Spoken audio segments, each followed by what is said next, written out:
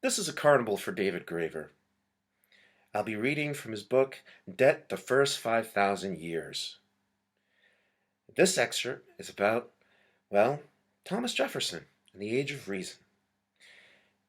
I'll begin. It is the only way that we can imagine ourselves as completely isolated beings. There is a direct line from the new Roman concept of liberty, not as the ability to form mutual relationships with others, but as a kind of absolute power of use and abuse over the conquered chattel who make up the bulk of a wealthy Roman man's household.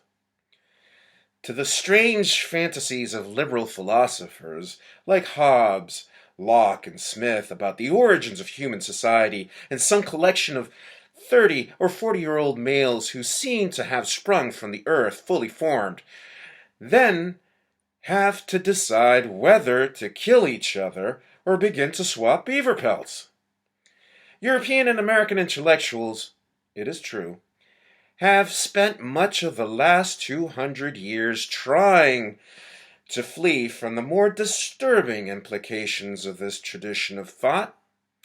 Thomas Jefferson, that owner of many slaves, chose to begin the Declaration of Independence by directly contradicting the moral basis of slavery, writing, "We hold these truths to be self-evident, that all men are created equal, and that they are endowed by the Creator with certain inalienable rights, thus undercutting simultaneously any argument that Africans were racially inferior, and also that they or their ancestors could ever have been justly and legally deprived of their freedom."